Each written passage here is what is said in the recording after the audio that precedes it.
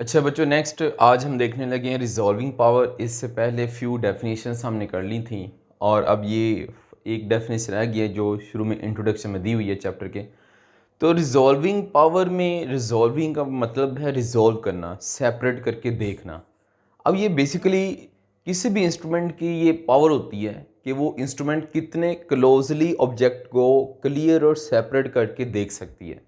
अगर मैं माइक्रोस्कोप की बात करता हूँ तो माइक्रोस्कोप से अगर टू वेरी क्लोज ऑब्जेक्ट को आप वेरी क्लोज ऑब्जेक्ट को अगर क्लियरली और सेपरेट करके देख सकते हैं तो इसका मतलब अब वो ज़्यादा रिजॉल्व कर रही है, उसकी रिजॉल्विंग पावर ज़्यादा है। तो इधर ये लिखा हुआ है ability, it is the ability of instrument to reveal minor detail of object. Object की माइनर डिटेल को रिवील करे, वाज़ह करे, इसको हम कहते हैं रिजॉल्विंग पावर। अब रिजॉल्विंग पावर का फॉर्मूला हमारे पास होता है R इज़ इक्वल टू 1/अल्फ़ा minimum. R for resolving power है, अल्फ़ा मिनिमम मिनिमम एंगल है। अब ये कौन सा मिनिमम एंगल है?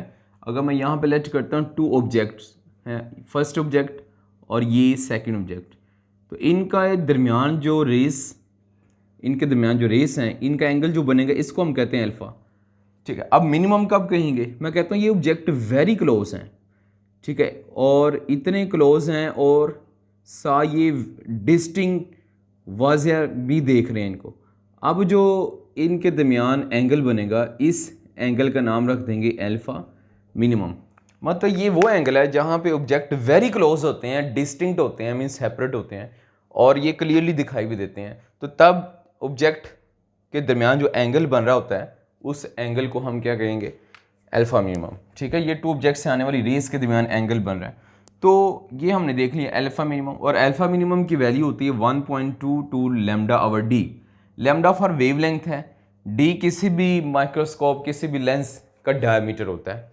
ठीक है, चूंकि माइक्रोस्कोप की जब बात करते हैं ना उसके अंदर लेंस लगा होता है और ये लेंस का डायमीटर होता है। जैसे मैं इधर लेंस से ड्रा करता हूँ, ये लेंस है, ठीक है, तो ये इसके यहाँ से यहाँ तक ये जो लाइन आ रही है, इस लाइन को हम क्या कहेंगे? डायमीटर कहेंगे।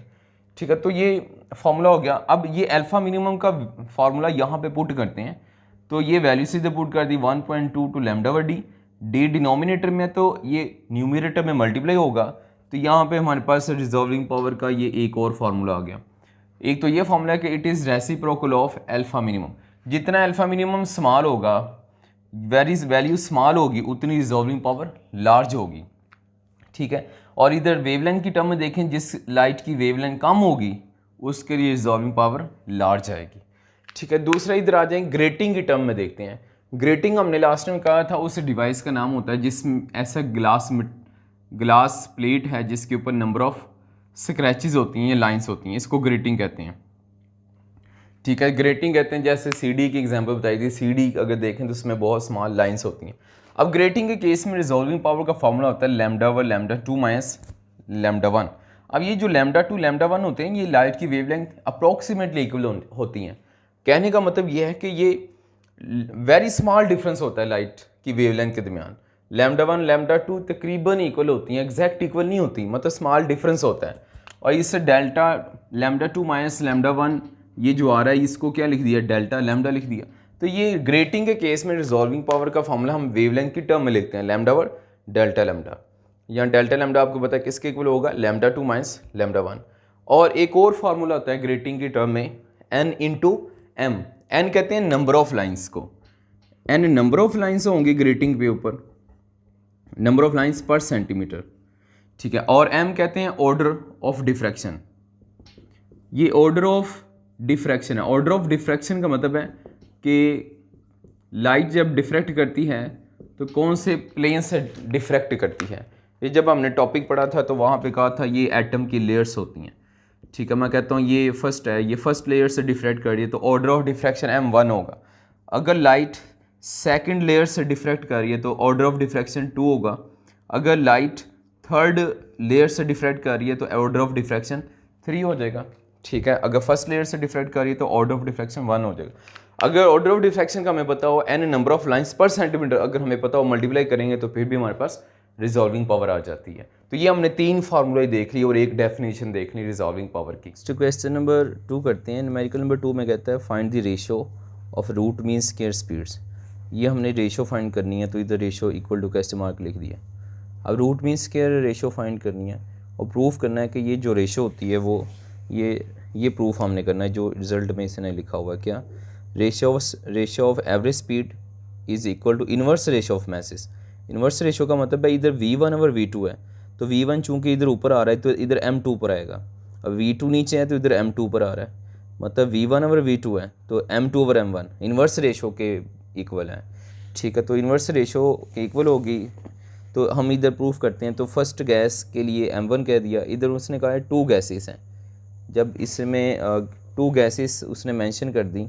ठीक है, तो हमने कहा फर्स्ट गैस का मास m1, सेकंड गैस का मास m2 लिख दिया गिवन डाटा में, और फर्स्ट मॉलिक्यूल की वेलोसिटी, फर्स्ट गैस की जो मॉलिक्यूल की वेलोसिटी है उसको v1 और सेकंड गैस के मॉलिक्यूल की वेलोसिटी को v2 से लिख देंगे। अब रेशो फाइंड करनी है तो अब ये हमने डायरेक्ट फार्मूला लिखा, अभी पिछले न्यूमेरिकल में यूज़ करके आ रहे हैं। T इज़ इक्वल टू 2/3 के half m v square, average square average kinetic energy, half m v square average kinetic energy का फार्मूला। अब फॉर फर्स्ट गैस के लिए हमने क्या किया, m1 के साथ m1, v के साथ v1, ठीक है, और फिर सेकंड गैस के लिए m2 लगा देंगे और v2 लगा देंगे। ठीक है, ये जस्ट रिप्रेजेंट कर रहा है m1 v1 फर्स्ट गैस के लिए, m2 v2 सेकंड गैस के लिए। अब इनको डिवाइड कर लेते हैं, 1 डिवाइडेड बाई 2, क्वेश्चन 1 को न्यूमिनेटर में, क्वेश्चन 2 को डिनोमिनेटर में लिखते हैं। तो इनको किया तो ये तो t कैंसिल हो जाएगा, सेम है, तो यहाँ पे 1 आ जाएगा। ठीक है, अब बाकी वैल्यूज़ हम पुट कर लेते हैं, तो ये वैल्यूज़ पुट की, इधर क्या हो गया 1/3 के से कैंसिल हो जाएगा, तो यहाँ पे ये बच गया। अब यहाँ पे ऐसा करते हैं, मैथ्स को दूसरी तरफ ले जाते हैं, m2 दूसरी तरफ मल्टीप्लाई हो जाएगा और m1 डिवाइड हो जाएगा, तो ये वाली इक्वेशन आ जाएगी। अब यहाँ पे स्केयर आ रहा है, स्केयर को ख़त्म करने के लिए हमने क्या करना, अंडू लेना है, तो दोनों तरफ अंडू लिया, तो ये अंडू लेंगे, इधर भी अंडू ले लेंगे, तो ये स्केयर अंडू से कैंसिल हो जाएगा। ये इसने इधर लिखा हुआ है, ये अंडू लिया दोनों तरफ और ये स्केयर अंडू से कैंसिल हो जाएगा, ये आ जाएगा और मैसेज पे अंडू वैसे रहेगा। तो ये प्रूफ हो गया कि वेलोसिटी की जो रेशियो है या स्पीड की जो रेशियो है वो in square root of inverse ratio of masses के इक्वल होती है। तो ये MCQs में भी आया था कि स्पीड की रेशियो किसके इक्वल होती है, तो हम कहेंगे in square root of inverse ratio of masses. Next numerical number 3 देखते हैं, कहता है a sample gas is compress to 1/2 of its initial volume. तो इनिशियल वॉल्यूम को हम इधर कह लेते हैं, सैम्पल जो गैस है वो V1 वॉल्यूम है और 1/2 क्या होगी, वो इनिशियली कंप्रेस्ड होगी, इनिशियल का 1/2 कंप्रेस्ड हो गया, तो 1/2 को मैंने लिख दिया V2 V/2, the final volume V2 हो जाएगा और कितना हो गया V/2 हो जाएगा, कंप्रेस होकर कम होता है। ठीक है, फिर आगे कहता है दी एट कॉन्स्टेंट प्रेशर 1.25 10⁻⁵ न्यूटन पर मीटर स्क्वायर, प्रेशर दिया हुआ है 1.25 10⁻⁵ न्यूटन पर मीटर स्क्वायर, तो इसको P लिख लेंगे। ठीक है, और during the compression 100 joule of work is done, तो ये वर्क डन लिख दिया 100 जूल, और इसके साथ नेगेटिव भी आएगा। कंप्रेशन जब होती है, कंप्रेशन जब भी हो तो इसको नेगेटिव से रिप्रेजेंट करते हैं, वर्क डन ऑन सिस्टम इसको कहते हैं, और ये नेगेटिव होता है, तो इधर नेगेटिव लगा दें, की बुक में नहीं लिखा आप लिख दें, और इसका मेथड इस तरह से कर लें जैसे मैंने किया हुआ है, ये ईजी हो जाएगा। हमने वर्क डन का फॉर्मूला लिखा W is equal to P into delta V, delta V क्या है V2 माइनस V1 है, और यहाँ पे V2 की वैल्यू कितनी लिखी हमने, V2 की वैल्यू V/2 लिखी। ठीक है, ये पुट कर दी V2 की जगह, और इनिशियल वॉल्यूम V1 कितना था V है। ठीक है, अब ये जो कि मैंने अंडरलाइन करवाया था, इनिशियल V1 की जगह V लिख देंगे। ठीक है, इधर चाहे लिख दें V1 is equal to V। ठीक है, अब V1 की जगह V लिखा, V2 की जगह V/2 लिखा, अब इनको माइनस किया, चूँकि ये हाफ है और ये 1 है, अगर मैं इसको यूँ लिखूँ हाफ माइनस 1 तो ये क्या आ जाएगा, -1/2 आ जाएगा। तो सेम केस इधर भी आई, हाफ माइनस 1 तो -1/2 आ जाएगा, V/2 आ जाएगा। अब ये नेगेटिव आ गया साथ, अब यहाँ पे V/2 है ना, V/2 की जगह दोबारा क्या लिख दिया, V2 लिख दिया, क्योंकि हमने देखा था ना V/2 एक्चुअली किसकी वैल्यू है, ये V2 की वैल्यू है, तो V/2 की जगह दोबारा V2 लिख दिया मैंने। अब ये नेगेटिव आ रहा है, ठीक है, साथ वैसे ही रहेगा। अब वैल्यूज पुट करते हैं, W की वैल्यू कितनी है, -100 है, ये द पुट किया, माइनस क्यों लगाया, क्योंकि कंप्रेस हो रही है, और यहाँ पे P की वैल्यू लिखी प्रेशर की, और V2 वैसे लिखा। अब दोनों तरफ नेगेटिव आ रहा है तो नेगेटिव नेगेटिव से कैंसिल हो जाएगा।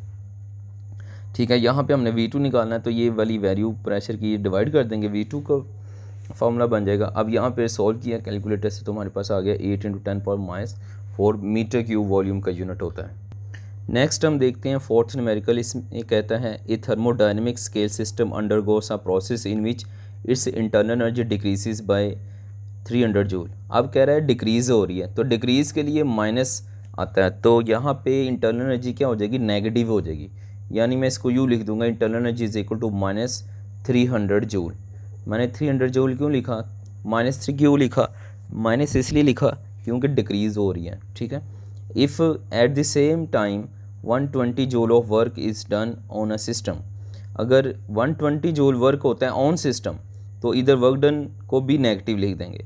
नेगेटिव क्यों लिखा, नेगेटिव इसलिए लिखा क्योंकि वर्क डन ऑन सिस्टम हो रहा है, यानी गैस कंप्रेस होगी, तो माइनस में लिखेंगे।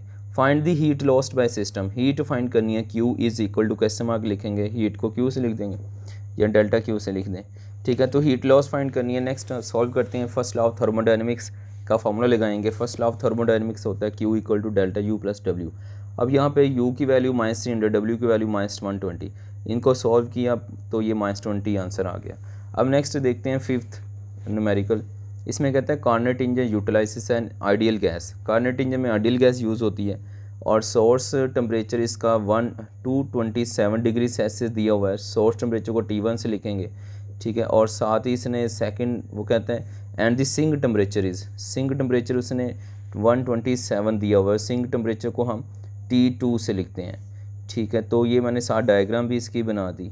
T2 सिंक होता है, सोर्स T1 होता है। ये हाई टेम्परेचर को सोर्स कहते हैं और लो टेम्परेचर को हम सिंक टेम्परेचर कहते हैं। तो ये क्या होगा, हीट ट्रैवल करेगी हाई टेम्परेचर से लो की तरफ, तो बीच में क्या होगा, कुछ हीट कन्वर्ट हो जाएगी वर्क डन में और रिमेनिंग हीट किस में एक्सपेल हो जाती है, रिमेनिंग हीट एक्सपेल हो जाती है सिंक की तरफ।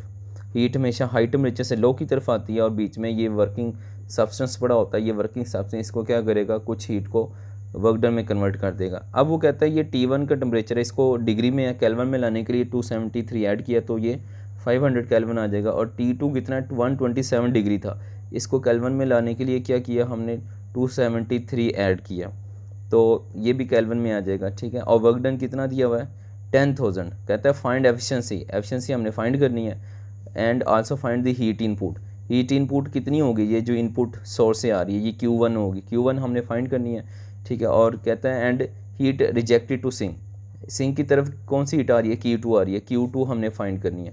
और वर्क डन कितना है 10,000 जूल वर्क है, तो 10,000 जूल वर्क ये हमने गिवन डाटा में लिख दिया। तो first of all efficiency find करते हैं। तो फॉर्मूला लिखा है एफिशिएंसी का, eta is equal to 1 - T2 और T1 इंटू 100। तो वैल्यूज पुट करेंगे, T2 की T1 की 100 से मल्टीप्लाई किए, सॉल्व किया तो ये 100 से मल्टीप्लाई किया इसलिए क्योंकि ये परसेंटेज में हमने वैल्यू निकालनी है। तो परसेंटेज में कितना आ गया 20% आ जाएगा, ठीक है। ये परसेंटेज का सिंबल वैसे ही साथ लगा लें। अब इसमें 20% आ गई, ठीक है। अब फाइंड करते हैं इनपुट हीट। तो इनपुट हीट का एक और जनरल एफिशिएंसी का एक और जनरल फॉर्मूला होता है, efficiency is equal to output of input. तो आउटपुट को हम वर्क डन कहते हैं, इनपुट को Q1 कहते हैं। तो W/Q1 आ गया। अब इस Q1 को उधर ले जाएं तो W का Q1 को इधर ले आएं, ईटा को इधर ले आएं, दोनों को क्या कर लें, ईटा और Q1 को रिप्लेस कर दें, ठीक है। रिप्लेस करेंगे तो हमारे पास ये फार्मूला आ जाएगा। यहाँ रिप्लेस करने की बजाय उसने ऐसे ही वैल्यू पुट कर ली, तो इसको भी इस तरह कर सकते हैं। ईटा की इधर वैल्यू लगाएं, ईटा की वैल्यू कितनी है 20%, ठीक है, is equal to work done की 10,000 है, डिवाइडेड बाई Q1 हमने फाइंड करना है। 20% परसेंट की वैल्यू लगा दें, परसेंट का मतलब होता है 1/100, तो परसेंट की जगह 1/100 लिख दिया और ये वैसे ही है 10,000 डिवाइडेड बाई Q1, इस तरह से किया हुआ है। अब यहाँ से Q1 फाइंड कर लें आप, जैसे ये इसने लिखा हुआ है Q1 निकालना है, इसको सॉल्व कर लें। ये 210 इधर से क्या 2 10 पे डिवाइड किए, 2 × 5 10 होता है, 1/5 आ जाएगा। तो ये वैसे ही इसने लिख दिया और इसको क्या करें इधर ले जाएं और इनको क्रॉस मल्टीप्लाई कर दें।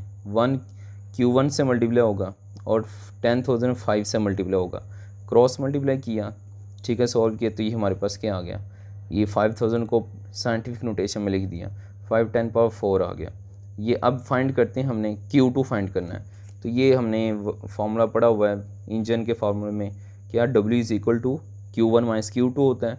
ये डायरेक्ट आपको याद होगा, यहाँ से आप फार्मूला फाइंड कर लें, Q2 का फार्मूला फाइंड कर लें। तो Q2 किसके इक्वल आ जाएगा, Q2 इक्वल आ जाएगा W माइनस Q2 इक्वल आ जाएगा, इसको ऐसा करें Q2 को इधर ले जाएं, Q2 नेगेटिव से पॉजिटिव हो जाएगा तो यहाँ पे Q2 आ जाएगा और W को इधर ले आएँ तो W इधर माइनस हो जाएगा।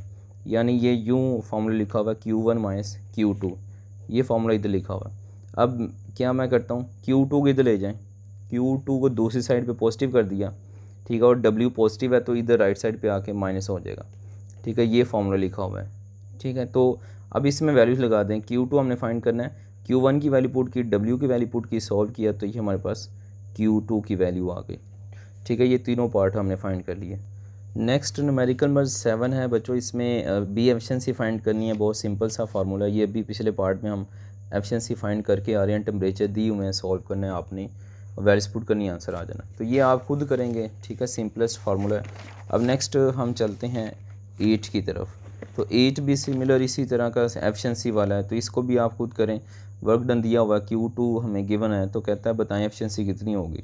ये आप खुद करें कैलकुलेशन, सिंपल सा ना हो तो फिर पूछ लें, ठीक है, क्योंकि अभी इसी तरह के हम ये करके आ रहे हैं, तो आप खुद कर सकते हैं। नेक्स्ट हम चलते हैं लास्ट न्यूमेरिकल की तरफ। प्रॉब्लम 11 देखते हैं। न्यूमेरिकल नंबर 11 में कहता है 336 joule of energy is required to melt 1 gram of ice at 0 degree, ठीक है। इसको हम कहते हैं हीट ऑफ फ्यूजन। ये हीट ऑफ फ्यूजन की डेफिनेशन है, ये जो लाइन उसने लिखी हुई है, 336 joule of energy is required to melt 1 gram of ice at 0 degree, ठीक है। हीट ऑफ फ्यूजन को क्या लिख दिया, H F is equal to 336 joule पर ग्राम। अब उसके बाद चलते हैं नेक्स्ट, कहता है what is the change in entropy. Change in entropy को डेल्टा एस से लिखते हैं, ठीक है। ये टॉपिक उसने निकाल दिया हुआ है स्मार्ट सिलेबस से, लेकिन न्यूमेरिकल इसका शामिल है तो इसलिए ये करवा रहा हूँ। अब मैथ्स कितना दिया हुआ है इन चेंज इन एंट्रोपी के लिए, मैथ्स दिया हुआ है 30 ग्राम, तो मैथ्स को हमने 30 ग्राम स्मॉल एम से लिख दिया। और इधर याद रखना है ग्राम को किलोग्राम में नहीं लाना, क्योंकि इसमें जो डेफिनेशन होती है वो ग्राम में ही होती है, जैसे ये 1 ग्राम आ रहा था। और टेम्परेचर दिया हुआ 0 डिग्री, तो 0 डिग्री को केल्विन में लाने के लिए 273 से ऐड किया तो 273 केल्विन आ जाएगा। चेंज इन एंट्रोपी को डेल्टा एस से लिखते हैं, और इसका फार्मूला होता है delta S is equal minus delta Q over T. अब यहाँ पे जो हीट होती है, हम कहते हैं हीट डायरेक्टली प्रोपोर्शन होती है मैस के, ठीक है। अब प्रोपोर्शनैलिटी साइन को रिमूव करें तो यहाँ पे कांस्टेंट आएगा, उस कांस्टेंट को एच एफ लिखेंगे। यहाँ पे कांस्टेंट एच एफ आता है जिसको लेटेंट हीट ऑफ फ्यूजन कहते हैं, और एम को डिवाइड कर दें, ठीक है, तो हमारे पास ये एच एफ का फॉर्मूला आ जाता है। खैर इधर हमने ये वैल्यूज पुट कर देनी है, एच एफ का फॉर्मूला पुट करें, इधर एच एफ का नहीं, यहाँ पे डेल्टा क्यू का फॉर्मूला पुट करें। डेल्टा क्यू की जगह क्या आ जाएगा, एम एच एफ, ठीक है। ये वैल्यूज पुट कर दी, ठीक है। अब ये वैल्यूज पुट कर दी तो फिर वैल्यूज पुट कर दें, या अलहदा से क्यू फाइंड कर लें जैसे इसने फाइंड किया हुआ है। क्यू फाइंड करें, एम की वैल्यू लगाई, एच एफ की वैल्यू दी हुई है हमें, सॉल्व किया, क्यू आ जाएगा। अब क्यू को फिर इधर वैल्यूज़ को पुट कर दें, वह क्यू की वैल्यू यहाँ पे पुट करें, सॉल्व करें तो हमारे पास ये आंसर आ जाएगा। ये चेंज इन एंट्रोपी हमारे पास आ गई। अब नेगेटिव फार्मूले में खुद लगाया हमने, नेगेटिव होता नहीं है। नेगेटिव क्यों लगाया, क्योंकि यहाँ पे क्या हो रहा है कि वाटर 0 डिग्री सेल्सियस पे था और ये किस में चेंज हो रहा है, आइस में चेंज हो रहा है। जब वाटर आइस में कन्वर्ट हो रहा हो तो एंट्रोपी डिक्रीज़ होती है, तो इसलिए एंट्रोपी डिक्रीज़ के लिए नेगेटिव लगाते हैं। तो ये याद रखना है, जब आइस वाटर में है तो इंक्रीज़ होगी, और जब वाटर आइस में कन्वर्ट हो तो फिर एंट्रोपी डिक्रीज़ होती है। डिक्रीज़ के लिए इधर नेगेटिव लग रहा है।